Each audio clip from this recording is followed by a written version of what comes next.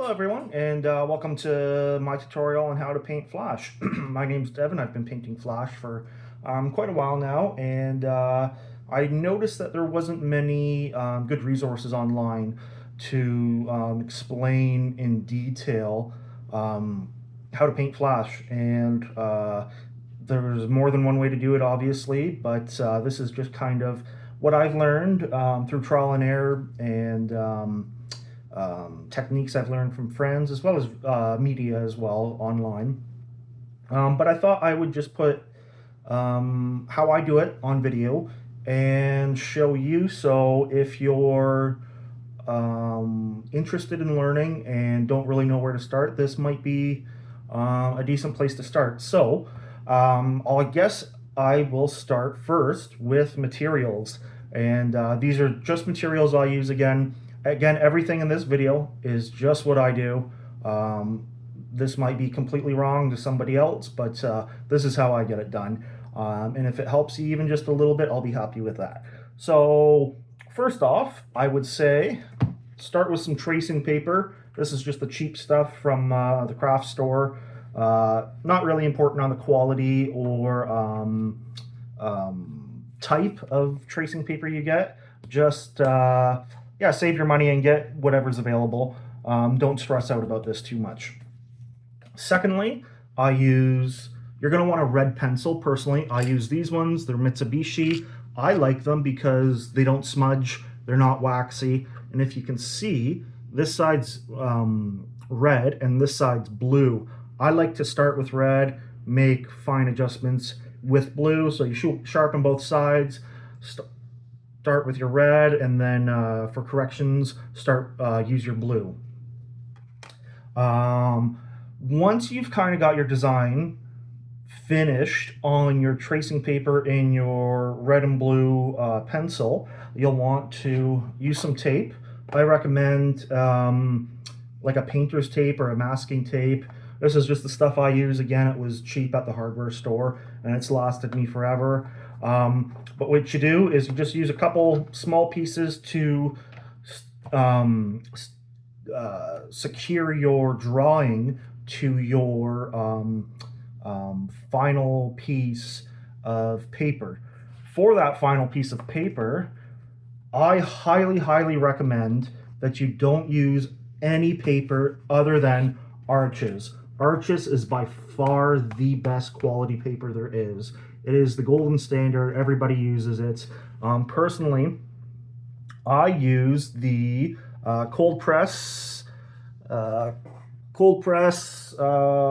is it? 140 pound, and I use the smooth side. It's kind of strange if you haven't been exposed to it before. It comes on a big block, and these sheets aren't separated. So you've got to get a tool. You can use like a butter knife or a putty knife. I just use this. You kind of slide it in and separate the page from the block. Again, I prefer to use the smooth side. Some people like the textured side. It's just personal preference again. But again, don't cheap out. This is if there's one area that you shouldn't cheap out on it's the paper. Get the Arches. I believe this, which is 20 sheets, costed me about $80 on Amazon, Canadian, which is quite expensive. I do get that. But it is 20 sheets, and 20 sheets of Flash is a lot of Flash. So it'll last you quite a while, especially if you cut it up. There's also hot press. I haven't experimented with too much, so I can't comment on that, whether or not to use it, but use the Arches. As far as lining, personally, I have found the best in these, what is it, Staedtler pigment liner in a 1.2. With traditional Flash, you don't want your lines to vary too much. You kind of want one solid line weight. So do a 1.2 millimeter tip. Pretty basic, doesn't smudge, doesn't bleed when water or other inks are applied to it, so it's really good in that sense. Traditionally, you go back to the 50s, 60s, whatever, and prior to that. What is commonly used is this. It's called a dip pen. You dip this into your ink and kind of line as if you would with a modern liner. Traditionally, a B5 tip is used with a dip pen. This is just a cheap one again from the local craft store, but I don't use it too often unless I'm going for a certain look. It tends to be a little bit more messy in my experience, and it's just really good for when you're trying to replicate a traditional look. But yeah, fun to get, experiment with it. Yeah, but primarily 99% of the time I'm using a modern liner. As far as paintbrushes go, I use these two ones. I like very fine tipped ones that have stiff bristles. Generally speaking, I am not the best painter, so I find I struggle with long, thick brushes. I have a hard time controlling them. They kind of wander on me. So I've found that I generally like these finer tipped ones that are quite stiff the best. Again, that's just personal preference. I've gone through dozens of paintbrushes trying to find the perfect fit. As you can kind of see by the collection here, all these are different. But yeah, go to your paint or local craft store, and they generally have a big selection of paintbrushes on display, and you can kind of just pick them up and, you know, push them on the shelf, kind of draw them on your hands without any ink, obviously, or paint, but just kind of see what feels good in your hand. I like to wrap them just for reduce cramping. But yeah, this exactly is a, I don't know. This one's for shading. It's wider, as you can see, holds a lot of water, and this one is for applying the ink. One downside to using a paintbrush like this is definitely the quantity of ink that it holds.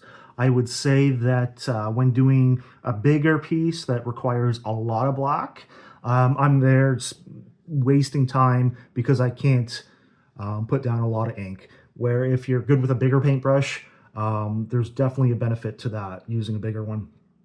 But again, I sacrifice that kind of speed and quantity of ink getting placed down with just something I feel a little more controlled with and comfortable with. For your inks, you're going to want to use a waterproof India ink. This is a cheaper one I just got off Amazon, maybe a craft store. It's a huge amount. This will probably last me, my kids, and my grandkids the rest of their life. What I do is I take it out of this big bottle and I put it into this little medicine dropper or something like that. It's glass, has a dropper inside. And I just take the ink out of this. When it runs out, even this lasts me months. I'll top it up. But it's really important that you get a waterproof ink. You don't want it to rehydrate and run when water or other colors are applied. You want it to stay in place once it's dry. So India ink, carbon black, and waterproof. That's important. Brand, really, in my experience, I've tried several brands. Doesn't matter too much. I've found some are good, but don't produce the look that I want. So just experiment. You can get, you know, these smaller ones. I think this one came from a craft store. This is Speedball, very common. I like this ink. Again, this tiny one lasted me a long time, and it was like $5 or something. So just pick up these small ones, experiment, see what you like the best, what feels the best. And again, everybody paints a little bit different. So what I prefer may not be what someone else prefers. I generally work slower, so I like something that dries just a little bit slower, where someone who goes fast may like something that almost dries instantly. As far as color goes, I have experimented with a bunch of inks and paints. Some individuals, like to use watercolor in the tube. I've experimented with it a handful of times. I cannot get the hang of it. It is extremely difficult for me to use personally. I've tried many different ways to apply it. I also don't like that it's not permanent. You can rehydrate it and move it, remove it, add more. I just really don't like that it doesn't that it isn't waterproof and it does rehydrate. That is the one thing I don't like about these. But at the same time, if you're not confident in your abilities just yet, it might be nice and a little bit reassuring to know that you can move that ink after it's dried, and that's if you make a little mistake here and there, it's not permanent. What I do use, however, is liquid acrylic ink. Again, there is unlimited brands. It's sold at all the craft stores, art stores, and it is relatively cheap. The brand I personally like the best, after trying many, is this FW ink. It feels and applies, for the most part. I find that different colors, there's some minor variances, but with the colors I've settled with, it feels very similar to the India ink to me, which I'm quite comfortable with. And again, I think these are $8 each. They last years. You only need a couple drops per painting. And they also have a little dropper. Yeah, go pick up a couple of these. Just Google what traditional artists use in terms of colors: red, yellow, green, brown. Some would say even purple. But yeah, you only need a very few colors to get started. So go pick up these. This is my recommendation for sure. But again, others might not like these and may like a different brand. This is just what I use. You're gonna want some regular old tap water to clean your brushes. I use paper towel. I go through it a lot. I use it to put my hand on so my hand doesn't smudge what I've already drawn, as well as I put a little bit off to the side so I can take excess water off of my brush when needed. And I think finally is these. These are just like little ink caps. I got like hundreds of them for $10 or something like that off of Amazon. They last forever. What you do is, instead of, some people dip their brushes right into these. I don't like that, again, because I can't really see into them, so it's hard for me to judge and control how much ink is getting absorbed by the paintbrush. You don't want too much, you don't want too little, so it's good to just put a couple drops into this. They're clear, you can see through them, and you can really judge how much paint is being absorbed into your brush. So as far as supplies go, that's kind of it for this. I also suppose I can mention this. This here is a light pad. I got this cheap off of Amazon. It was $40 maybe. Not necessary. I used plenty of other ways to transfer my drawing to my Arches paper. I would, tape it up to the window with the sun behind it. That works well.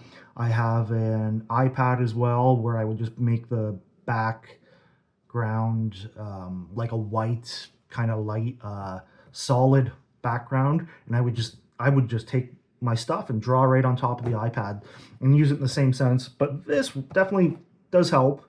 I recommend them, but again, it's not necessary to get started. If you don't want to don't dive in head first, you just want to dip your toes, definitely not necessary, not required. But for this, I am going to be using this, so I'm just trying to show you how I do it. So my recommendation for starting is taking old traditional designs that have been done hundreds, thousands, tens of thousands of times, and trying to replicate those. It is very hard to master something when you start with your own creations, if that makes sense. There are rules that apply. Again, the line weight has to be the same. There's the rule of thirds. You generally want to use 1/3 black, 1/3 color, and then the last third as like a break. So either blank paper, blank skin if you're tattooing, things of that nature. So it's really hard to create original designs in the beginning following these rules.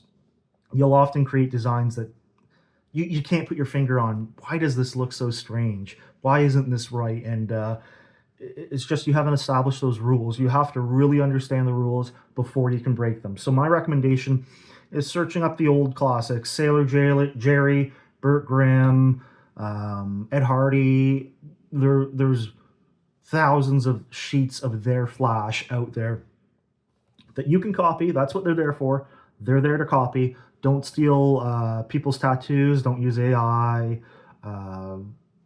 Just use the classics that are meant to be copied. So for this example, what I did was I simply just went on Googled Sailor Jerry Rose, kind of picked one of the first ones that came up, and I found this design, and printed it off. It is colored, and I'll do it colored for you. I just have a black ink in my printer. But yeah, so let's get started on how I would do this. Let's go. Okay, so pardon my camera angle if it's not the greatest. I don't make videos often, and I've got the camera taped to a lamppost. So, again, here's our classic design. I'm just going to cut it out of this paper. Doesn't have to be pretty. And tape it to my tracing paper. Doesn't matter where, just somewhere in there.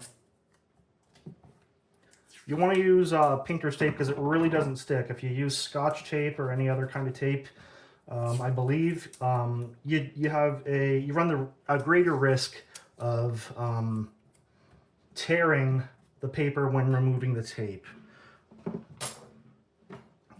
So, got our design here. Turn on the lights. Perfect. Now again, I have, you can't see, whoops, but I've got my red pencil, blue side, just already been used, super small. What we're going to do is take the red first and start tracing the design. You want to do this for a couple of reasons. One, if you were to just tape this design to your arches paper and try and finish it that way, you're losing experience. And secondly, it can be quite difficult to see through that thick arches paper. If I'm not mistaken, it's actually made out of cotton. I'm not 100% sure, but it's quite thick and hard to see through. So by doing this, you're just creating very defined lines that will be much easier to pick up through the arches paper.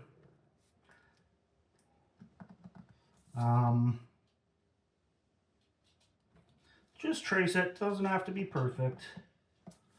Some variances are okay.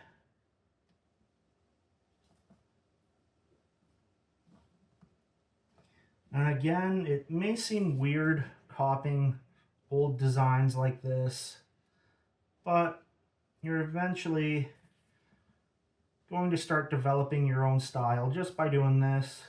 Seeing designs you like, seeing designs you don't like.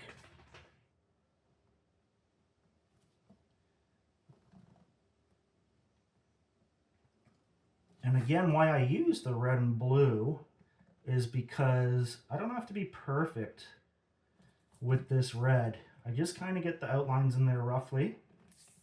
and then I can come back in with the blue and correct it.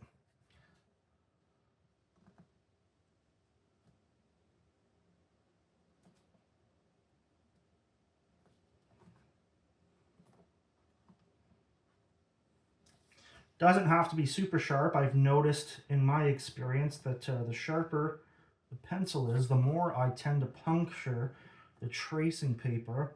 And secondly, using a 1.2 millimeter liner, it's not the thinnest, finest tip you can use. So generally, if you do too thin and then you try to trace it with a thicker liner, you may get some proportions messed up.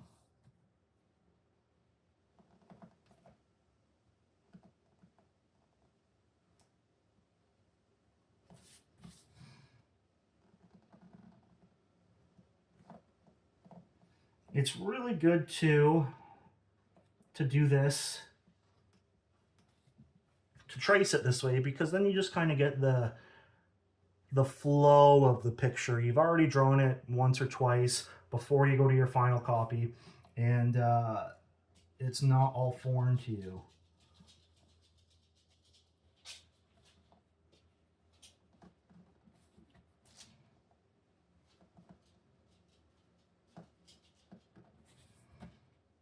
And don't worry about it being perfect just yet.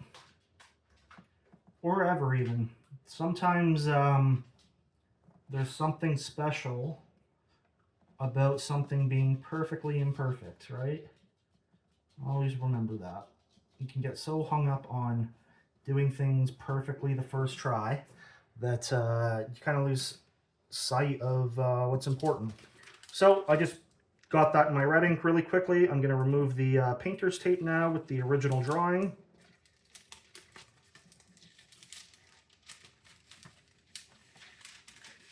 See, it comes off super easy with painter's tape. And here we are with the drawing. Now, already I see a few things that I don't like, and that is where I would come in with the blue side here and just make those minor corrections. I don't really like this wing. I might extend it a little bit. Whoops. I don't like how this tip does that. These aren't proportional. And again, don't get too hung up on this step here. I find personally I want everything to be, I'm a perfectionist, and it can really hinder me at times because I just want everything to look so right at times, but it's not all that important. You'll quickly realize. I don't like this here. You don't have to do the full line. Just make a little correction where you think that correction should be made. Like here, I don't like that tip. This is not how I would draw leaves myself, but it's the way Sailor Jerry did it, and we're copying him, so that's the way I'm going to do it now.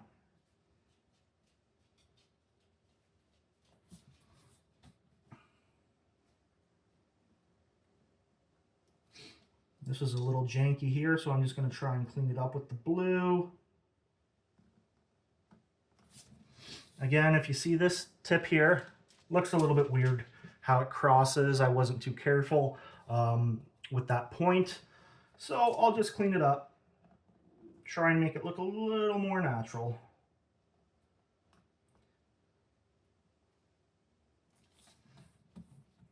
Same with this tip.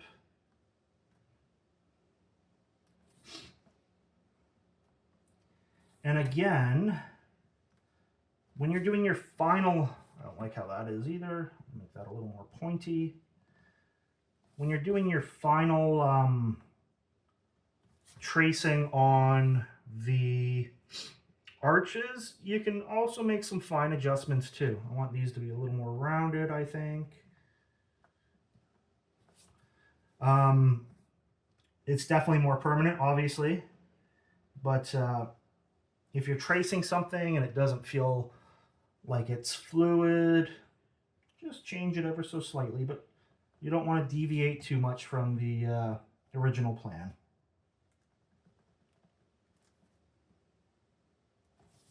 Yeah, so I think I'm pretty happy with that. Let me straighten that up here. But if you look at this, that is what we've got. You can see how the blue kind of goes over the red.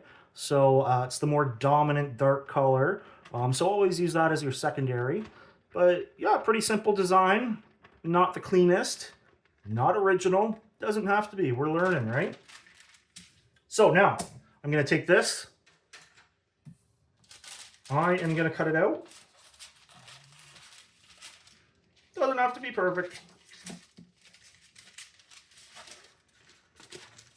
If there's one thing to take away from this video, it's that it doesn't have to be perfect. And I'll just toss this. No point in keeping it. These are a cent each. Doesn't matter. Now, for this demonstration, I've got just a scrap piece of arches. I don't know if you'll be able to detect it on the camera, but this side here is quite smooth, and this side has more of a texture to it. You'll find that if you draw on the textured side, your ink will not be perfectly straight. Not that there's anything wrong with that. Some variance in it adds like an authentic look to it. I personally, just because I find it easier and a little more satisfying, I like to use the smooth side. So if we're using the smooth side, put it rough side up, take your design, kind of get it situated however you want it on there, and then take some tape again. This is just the exact same tape I used on the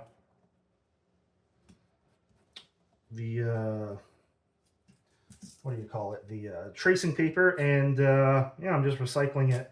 That's why it lasts forever. You don't have to use the best all the time. And flip it over. Can you pick that up? You can kind of see the design here. This is the smooth side now because we taped it onto the rough side. And this is where we're going to start lining it. So I've got my Staedtler 1.2 millimeter. I like to put a little pencil grip on it just because, again, I find the fat grips help with a little bit of hand carpal tunnel kind of stress. And at this point, since it's a final draft, I like to take some paper towel. I'll usually fold it in half. And that just gives me something to rest my hand on and slide around so that I'm not sliding it over my the oils over the paper and smudging ink.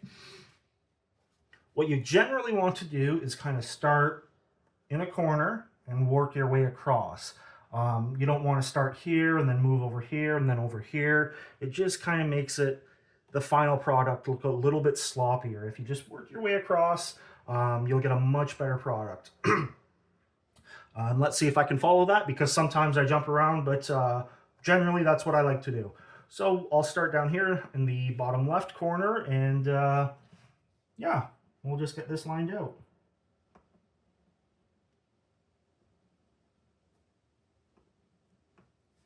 And again, you don't have to follow your stencil absolutely perfectly. You can make some micro adjustments here and there. Don't want to veer away from the original design too much, but if you see something that maybe you missed, feel free to change it.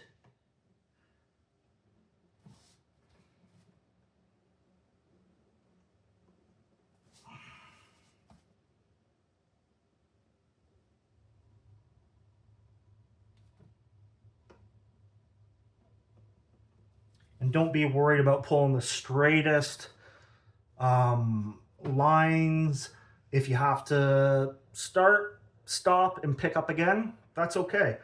Just learn to try and blend them in, those lines in together, so it looks like one straight line. And obviously with practice, you're going to learn how to do some longer, straighter lines without lifting your hand to get a better product. But again, we're just all beginners here, so do not think you have to do it perfectly first try. This is our first painting, right?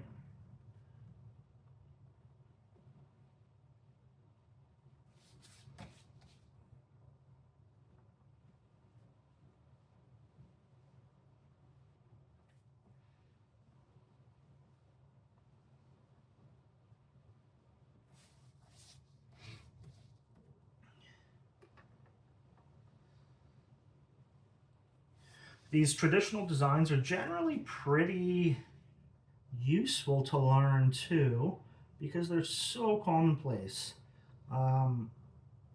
It's not like you're going to draw one rose and never draw them again. Especially if you are doing this to build a tattoo portfolio and in hopes of gaining a tattoo apprenticeship at some point in the future. You're likely going to draw hundreds, if not thousands, of roses.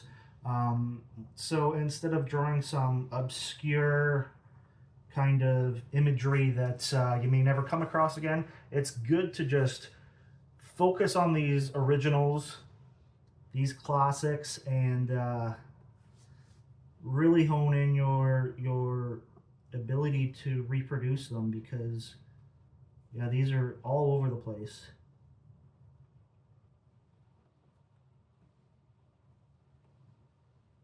Oh, I've even got one right here. As that looks pretty similar to this. A buddy did that.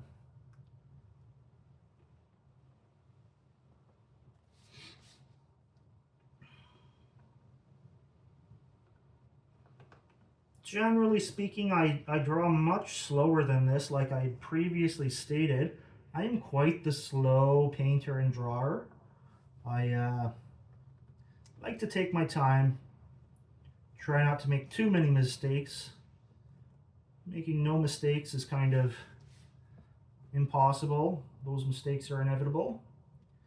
But I'm just trying to speed it up so you're not here for 3 hours watching me line an old Sailor Jerry picture. I really like to think about these designs too as I'm doing them. Like this, I pulled off of a Sailor Jerry flash sheet, one of the ones he had in his shop in Hawaii. So it's very likely that this is on hundreds of sailors out there, or was. And just kind of thinking about the history of the design and where it came from is, I don't know, that's exciting to me. I like to think about that. So if you look here, this side has kind of a diamond shape in between the leaves. This side has a circle. I did the diamond over here to keep it symmetrical. I'm going to do a diamond over here, but in my stencil, there's a circle. So I'm just going to freehand that in there, not changing the design too much, but trying to keep it all cohesive again.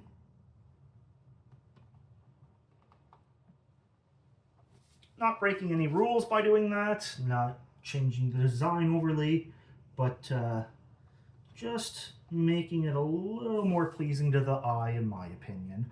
I know some people that would disagree with that and say that the variance left to right is what kind of makes it nice, but I don't know. I just like to keep my stuff, I don't even know what the word is. Symmetrical, identical, I don't know. I'm looking at this and I can't really see how I did the face on this butterfly, if that's what it's even called. So sometimes when you can't see those fine details, you've kind of got to freestyle it. I've seen the design. I can reference it here if I want. I've seen the design. I've already drawn the design a couple of times. So now I can just kind of freestyle it and see what it gets me. again, I have to reiterate, I sound like a broken record player, but it doesn't have to be perfect. There's something beautiful in being perfectly imperfect, right? I might even add a little ball, a little polka dot at the end of those. But yeah, that's it. It's that easy to replicate a design. You just got to keep doing it and keep doing it.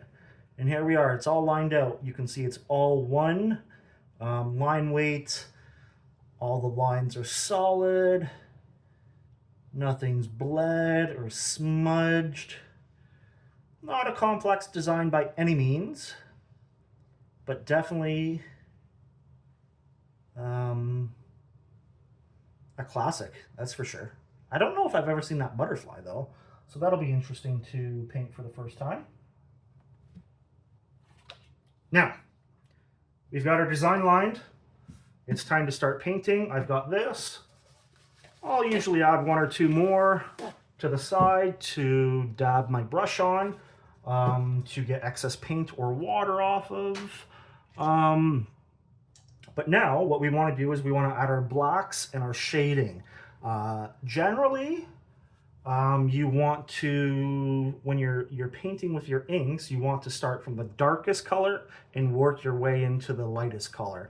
So you'll start with your blacks and your grays, then you'll transition into, browns and reds, greens, and then yellows, and maybe whites if you use white. But yeah, we'll start with some black here.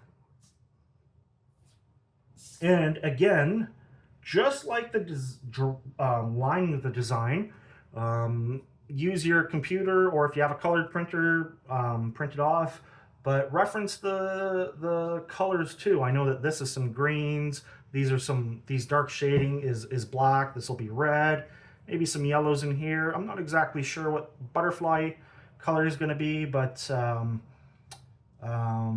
may reference the Google image that I pulled up earlier. But yeah, just don't think too hard about it. You're not reinventing the wheel. We're just learning. We're going to do this hundreds and hundreds of times before we even start our making our own designs. So just have your little reference there. Again, for black, I've got my little ink cap here. I'll set that there. Shake up my India ink that I had set aside in my little dropper. I'll put a couple drops in. Again, you don't need much. This is, for a painting like this, you probably only need a drop or two. I've got my water. Water is both used for cleaning your brushes. I like to, also, side note, I like to moisten my brushes before I apply ink and then dry them. I find it kind of sometimes after they've dried for a day or two, they can be quite stiff. So this just rehydrates them, loosens them up a bit, but you don't want it sopping wet with excess water, because you're going to water down your black and create like a gray, right? A gray wash. Same with my spit shading one. Just loosen that up. Now, for spit shading, what I do is I take my ink, I apply my ink up to a certain point. You want your black to be a gradient, right? So I might paint here, solid black, and then I want this to be gray. So what I do is I take my shading brush and I get it wet. This is where the term spit shading comes from. Some people just use spit and don't even use water. I use the water, but then I take the brush, I put it in my mouth, and I kind of suck a little bit of the water out. I still leave it moist, but I suck a little bit of the excess water out, and then I use that water to dilute that black, make it into a gray, and kind of shade it out. In my experience, the hardest thing to get the hang of with this technique of painting was how much ink and how much water you need. I don't know if others experience the same thing as me, but initially I found I was using far too much ink and far too much water, so it would often get away from me. I would put it here and it would be soaking wet with ink. I'd get this really wet, and then next thing you know, I'm blowing out all that black. And I'm panicking because it's about to dry and it's just not going where I want it to go. So my recommendation is start with just a little bit of both ink and water. And if you have to add more, you can always add more, but you can't remove it, right? It's permanent. Once it's there, it's there. So let's start this. I'll saturate this brush. I have a cloth over here too. I don't know if you can see that, but I'll kind of rub the excess off. I want these bristles to be saturated, but I don't want it to be dripping wet. So, got the black in this brush. I've got this brush to the side where I know it is, because you got to do this a little bit fast. This can dry quite quickly. So if you're not fast enough from applying black to shading it, it may dry on you and you have to start over. Not the whole picture, but start that section of shading over again, which is okay. It's going to happen. But we'll do something like this. A little black here, maybe. Something like that, let's say. Again, it doesn't have to be perfect. Try and get that black saturated. You can always come back. Suck the water out. And then I'm just going to take this and kind of shade it.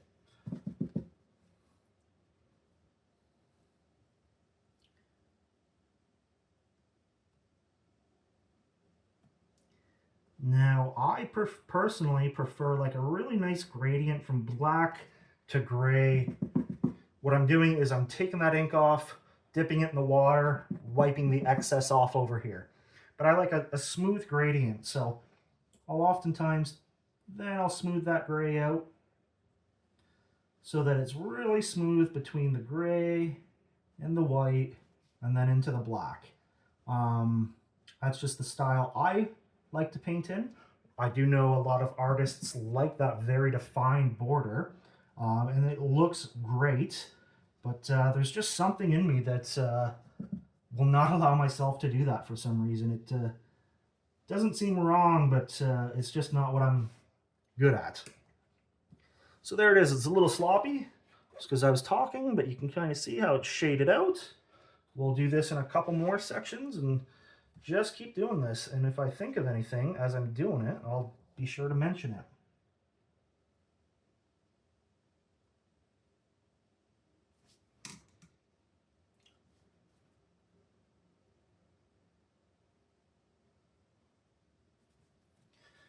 So now I'm removing that excess ink from my brush and I'm coming back in and I'm just softening up that gradient a little bit. And after every time my spit shading brush touches this paper to touch ink, I'm going to clean it and wipe the excess off over here. You always want this brush to be clean with just water or saliva when touching the paper. Yeah. Do another one here maybe. And again, I'm just kind of referencing my reference. I'm not following it exactly. Kind of breaking my rule here. Doing a couple roses, but yeah. Just work it.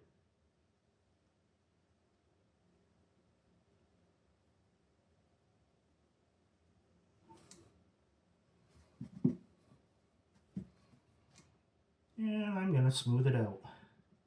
It's very repetitive, this style of painting, but very rewarding, very therapeutic. You can just really chill right out if you want and do this for hours upon hours. It can be a really good time. One thing I would say is, say in this section here that I just did, I only shaded this lower portion, right? So start away from where you want to shade, far away, and work your way there, and finish here with the black ink so that that ink is still fresh and hasn't had time to dry and set in, and then you shade it. If I were to start down here, work my way up, by the time I've worked my way up and saturated that section black, and I get this, and it's going to be too dry to work with. This India ink does have a tendency to dry quite quickly. If you look at it, it's already dry, right? So just keep that in mind. You can only move that wet ink.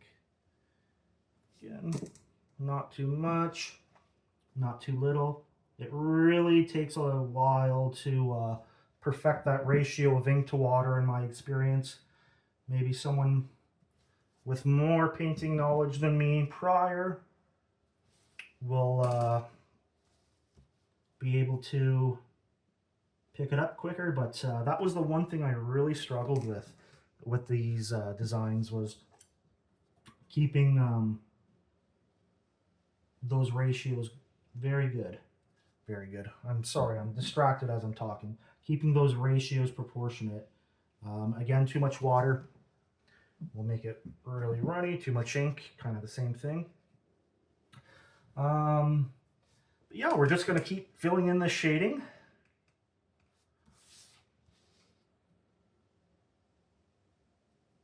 The shading kind of goes where the shadow would go, right? Not necessarily as if with traditional tattooing, as if there's a true light source. I forget the technique of the shading, what it's actually called, but it's got a name where the light source is kind of non-existent and you're just making it up as you go.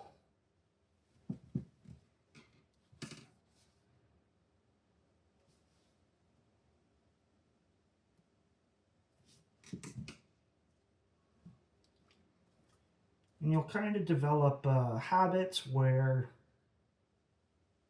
you know, I don't know if you can see on the camera, but I kind of throw my paintbrush and grab the other, but they're always exactly where I think they are. Before you develop those habits, I found that I was putting the brushes like in random spots, and then I'd panic because I couldn't find it and the ink was drying. Oftentimes, still to this day actually, I'll get so zoned in the zone that I'll accidentally dip my my shading brush into the ink, and then you've got to clean it, and that's quite annoying. I'll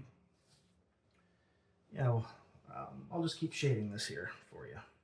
Now, I'll do a different technique here. This isn't one that I use frequently. I do when it's a larger scale image, but for this smaller stuff, I just don't use it. I know a lot of artists do use this exclusively. They kind of swear by it, but I just cannot get the hang of it. So what you do is you start with your shading brush. I'm going to shade here. I'm going to shade, let's say, the bottom half of this leaf. You get your shading brush, you get it wet, and you kind of apply that water before you've applied ink to where you want it to shade. Whoops. And then you start painting, right? So then it starts to bleed naturally because that water's there and wet. And then you just keep doing it. But as you can, I don't know if you can see at this scale, I find it a little harder to control. I do use it for bigger scale stuff because it keeps the ink wet a little longer and prevents it from drying just a little longer. So when you're doing something really big and you kind of need that little buffer, it's definitely good to have. But again, I don't really use it. But if you see, I don't know if I like that. Let me just make that a little smoother. But if you look at it, kind of get the same result, just from a different method. Again, experiment. That's all art is about, is experimenting. Figuring out what works for you, figuring out what doesn't work for you, and having fun while you do it.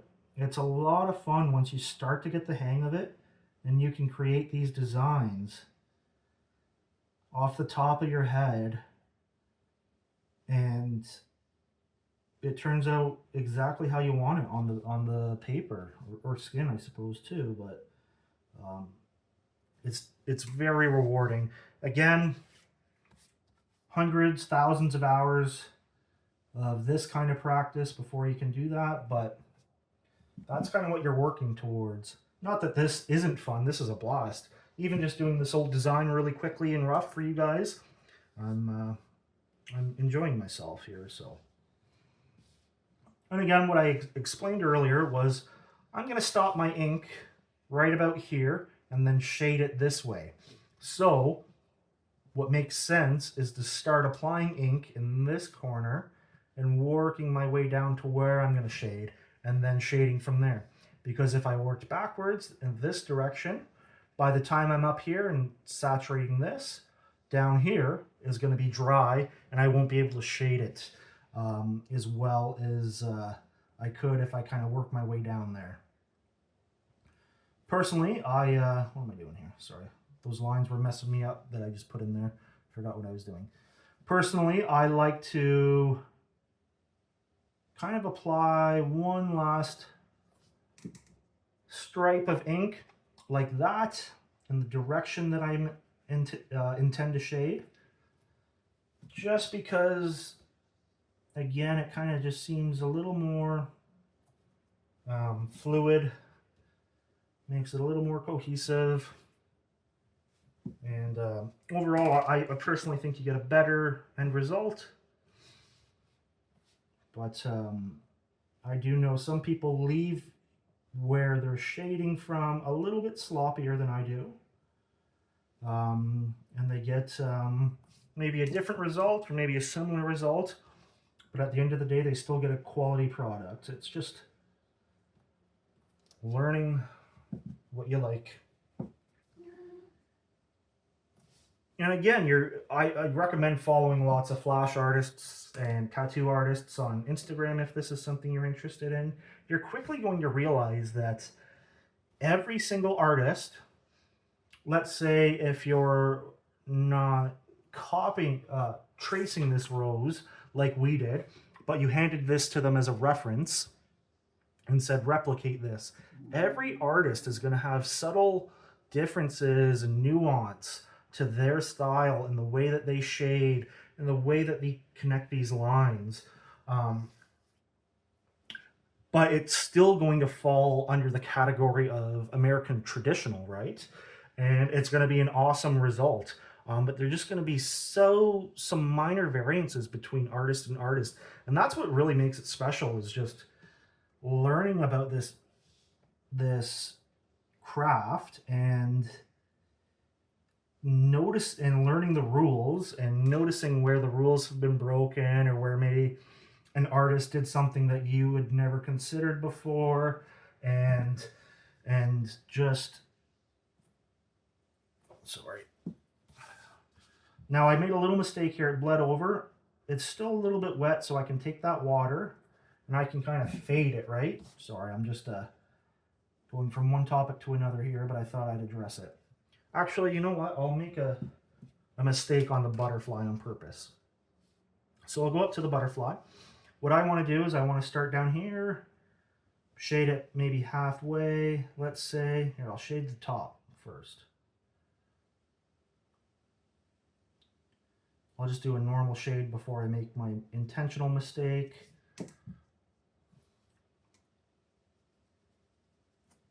See, that's a little dry for some reason. You can still make it work. Smooth it out. Sometimes strokes work better, sometimes dabs work better. Just experiment. But let's say I were to accidentally go out of the lines and get a little bit of ink down here like that. I don't know if you can see that very well, but generally speaking, if you get your brush a little wetter than you would to shade, you can kind of soak up some of that ink and push it back. Not make it disappear entirely per se, but you can kind of hide it more or less. And you're going to use a little more water than you would to shade, just because you want to soak up as much ink as possible and saturate whatever ink has to stay, right? So now if you look at it, that little mistake that I just made right here, although it is a little bit gray there now, it's not perfect. There's not a big line sticking through that little wing. So you can definitely correct mistakes as they come here and there. You just got to be quick and have a little bit of experience correcting those mistakes. Sometimes you won't catch them. That's okay. Again, there's something beautiful in being perfectly imperfect, I say. Shade that out.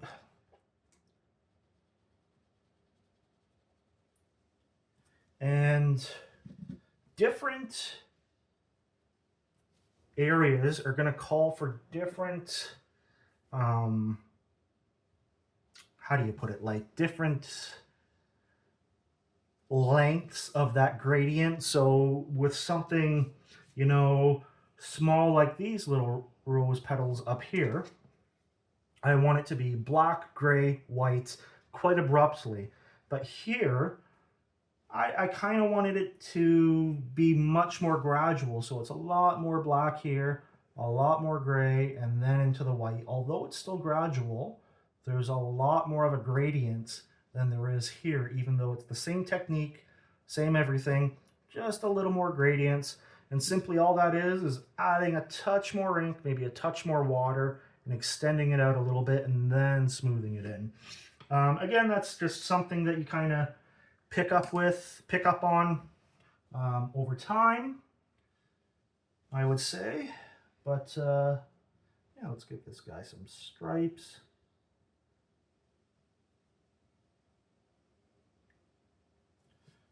I'm going to just do the head, that color. I'll probably leave the tail. See, I made another mistake there. That's it. Also, good point here is if you were to, for this example, this piece of section of paper that I just made that mistake on was already wet.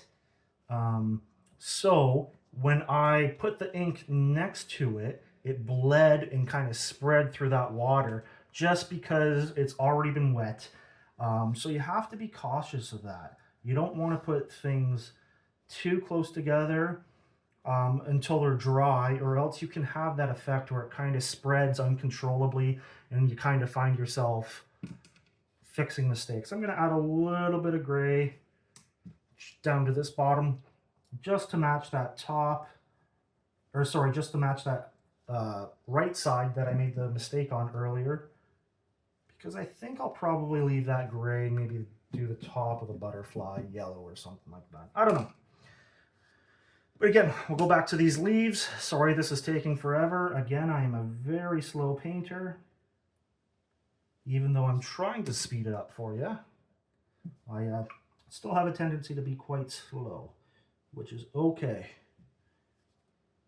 It can be discouraging seeing maybe an artist on Instagram pump out a sheet of flash a day or something like that. But don't take it to heart. They're just doing something different than you, and that's fine. It's okay to be different. Take your time. The end result is more important than the speed, I would say, obviously. What's we're going to do here? Another general rule of thumb is, or maybe not a rule, but it's like kind of like a saying, you want your outline to look,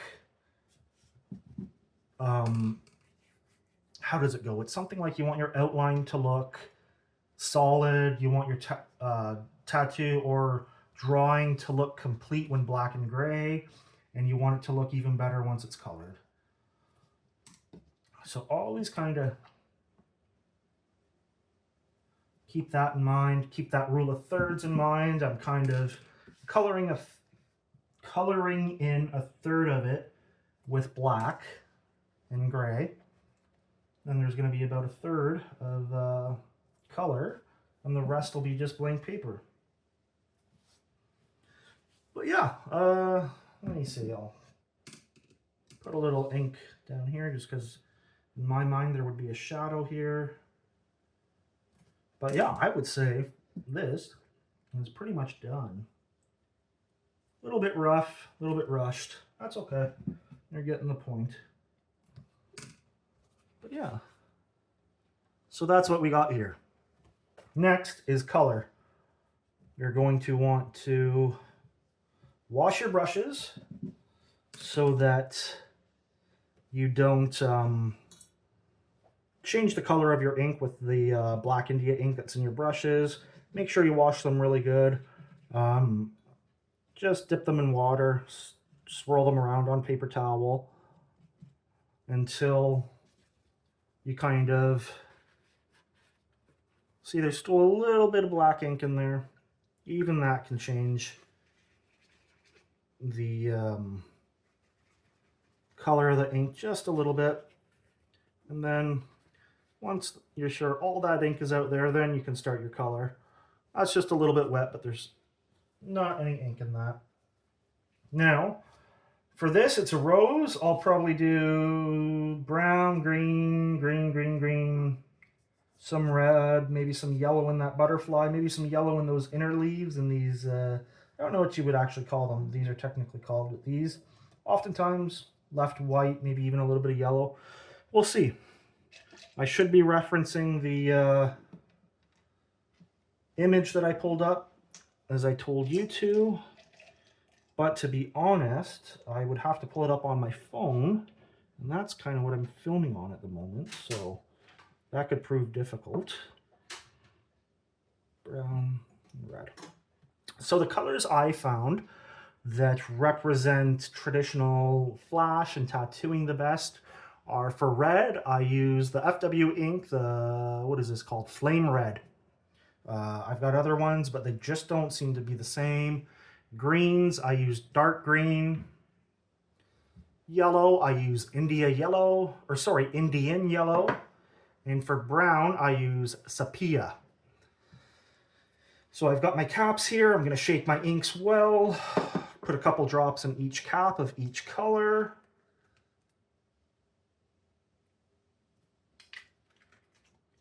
And again, just like I just did with removing the India ink from the paintbrush, you want to do that in between each color as well. You can get into diluting and mixing colors, but it becomes quite complicated, and you know, color theory becomes very important in those circumstances. So just try and keep it as close to the original color as you can, when you're starting at least. That's my recommendation. Okay, so let's start with red. Again, we want to leave a little bit of pigment, or not pigment, sorry, kind of like a break, right? Just paper. So I'm not going to paint all the way to the edge. And you want to go over that shading with your color. Sometimes I will actually, I'll always go over it, but sometimes I'll come in quick and kind of do this. I'll kind of feather that just so there's not such a defined line between the red and black. But you want to go right over what you colored gray, or shaded gray rather, just because you're going to get, it's still going to be present below this ink. These inks are opaque, I think it's called, so you can see through them. Now this is a long one. Doesn't have to be perfect, doesn't follow that line perfectly. And then we'll spit shade that as well.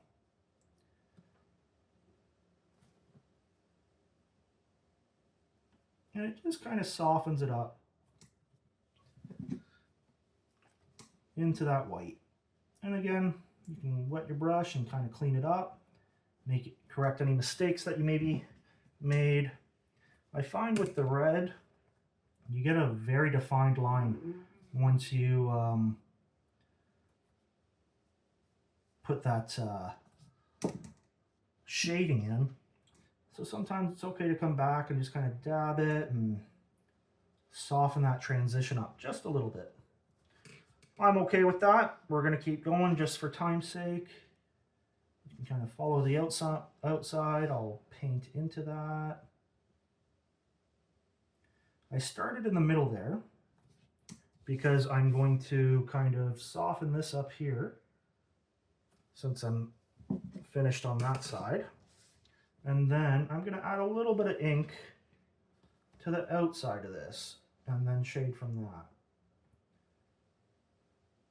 Again, that's just a little technique I've picked up over time. It's kind of so annoying that some of this stuff is such a secret. Like, people do not want to give their techniques away, which is such a shame because you would hate to see for a style or a medium or anything of that nature to disappear and be non-existent just because people are gatekeeping. So it's important to me to learn what I can learn and share that information, the very little information, wrong or right, that I have. Share that with the everybody that cares to see, because I don't want this to disappear.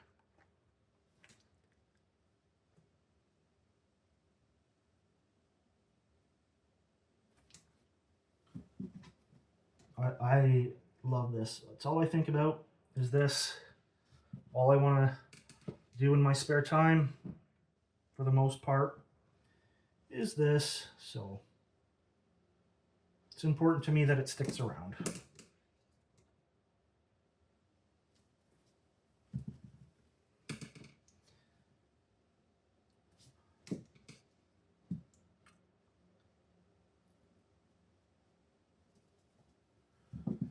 We're leaving that white there.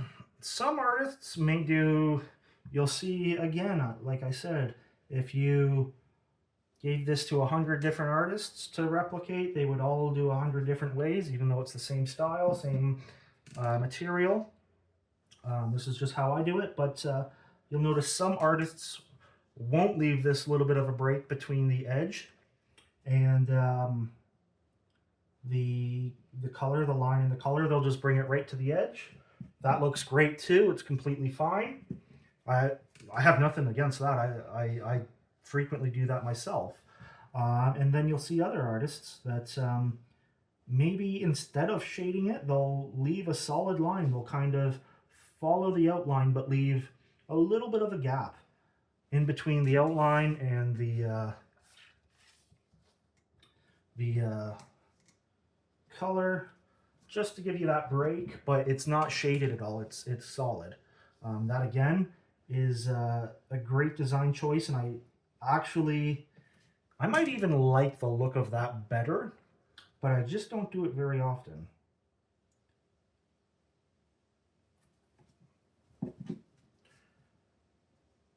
You'll once you've done this a few times and you start to understand it, you'll see these like little subtle differences that I speak of, and you'll really start to appreciate them and be like, wow, like something that seems so minor makes such a big difference.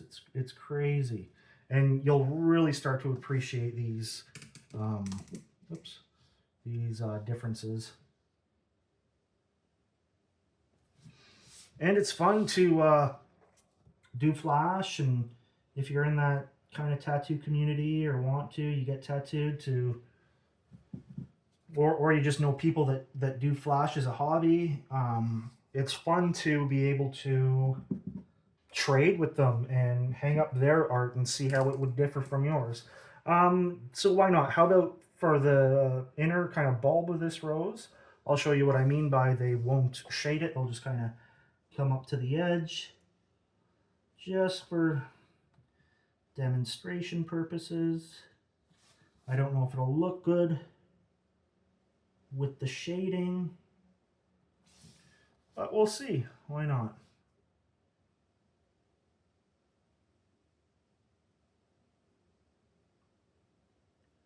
Just trying, and this is where I really struggle, is with this very precise brush control. That's why I use a smaller brush. I find it wanders less on me.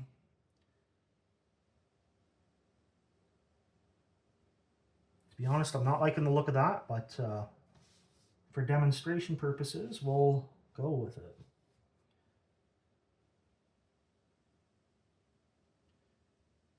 If you have, this is just a good example of, if you kind of do one thing, you should stick with it throughout the entire drawing, just because if you mix it up too much, it's going to look a little goofy as this does, but it is what it is. I'm just showing you what you can do. You know what? I might make that white a little less predominant. Maybe that'll clean it up a bit. We're going to experiment a bit here. You know what? I think it is doing a good job.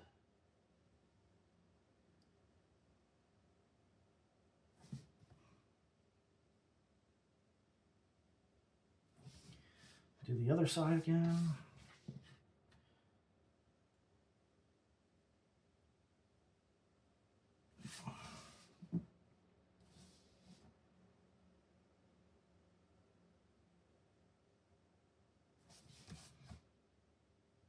I don't know if you could tell, but I'm really struggling with these precise lines with a paintbrush. So that's that. That's red. Do we want to do anything else red? Let me see. Nope. So I'm going to clean my brush now. Again, wait. Don't use the brush until you have all that kind of paint out of it. Sorry, I'm distracted. Dog's moaning and groaning over there. I don't know what he's going on about. Next, what I'll do is brown. I think I might make the body of this butterfly brown, and just that kind of stick brown. With brown, I don't often do this technique. I kind of just fill it all in. It's such a dark color that I don't know. It just, I don't often shade it for some reason. That is not a rule by any means. That's just kind of something I've noticed that I do, and I have no explanation for it. I think that bottom piece I'll do yellow. Next is going to be green. And it's kind of going to be the same as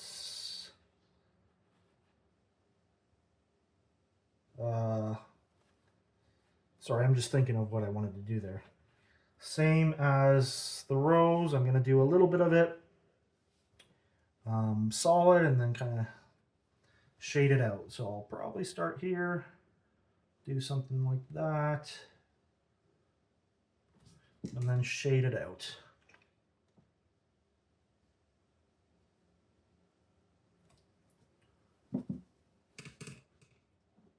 Dab a little paint where I think it can use it, smooth it out. Next one, I'm happy with that for what this is. Sorry, I feel like I'm starting to really rush here. I apologize. I can make another video if you would like, if anybody would like that, of me, how I actually paint from the very beginning, an idea to a final product. And I'll take my time. It'll probably be a very, very long video. And then these guys, you know, I'm going to do these guys solid just because why not? Add some variance there, right? Why not?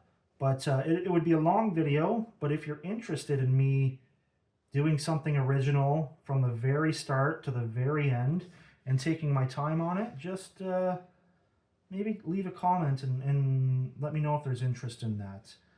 To be honest with you, I don't intend to make any more videos Not that I'm against it, and I just don't care to make videos that much.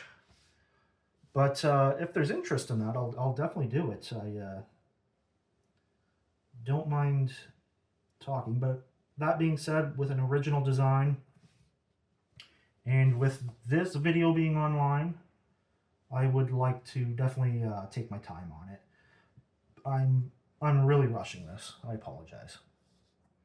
The final results are going to reflect that, but this is just for demonstration. I hope you understand.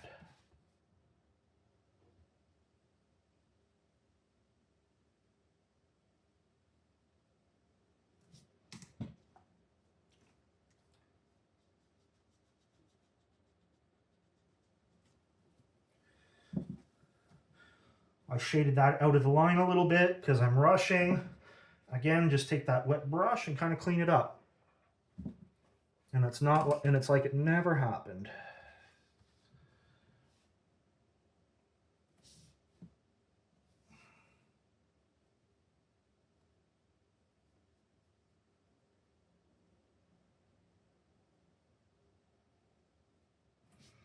Just looking at this butterfly and thinking, I don't recall what color it was on the original. Just thinking what color I should paint that. I might even do a purple, which is not very traditional, some may argue, but I don't know. And yeah, I'll do purple, and then I'll do its eyes yellow.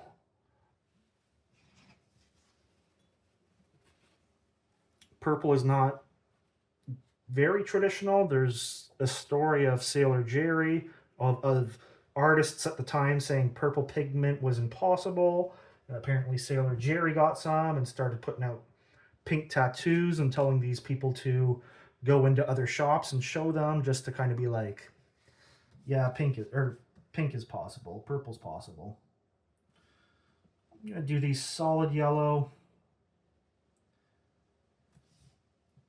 I find with the lighter colors, sometimes you have to make a couple passes. They don't saturate as nicely as some of the dark colors. But I'm not going to do that for this demonstration. I'm just going to rip through this.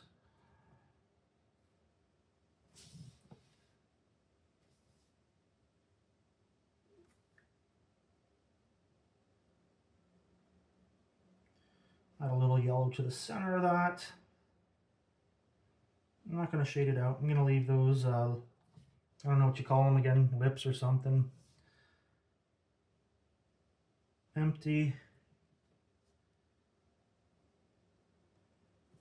Do that.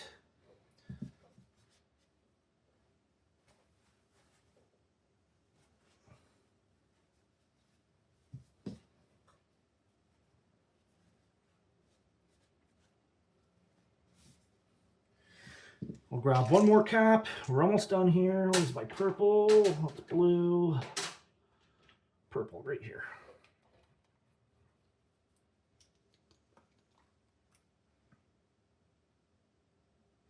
Need a drop or two because I'm not using much. Purple is one of those colors that I don't use often, and I don't like the way it lays down. I have never found a purple that lays down the way I want it to lay down. It always seems very like streaky and blotchy to me. So I tend to avoid it, to be honest. And although it was used back in the day by guys like Sailor Jerry, it's still kind of like on the cusp of, is it actually traditional, or you know what I mean? So I just don't use it very often, but experiment with colors. And there it is. Let me sign that, because even though it's nothing, I like to use this label maker. I always sign with a label maker, just kind of my thing. I'll do my name, or just Dev, because that's kind of what everybody calls me. And then I'll do the year. This is kind of just I'm a big nerd, so it's kind of like a what is it, homage to the past. I don't know if that's the right word. Stick that on there. Cut it out.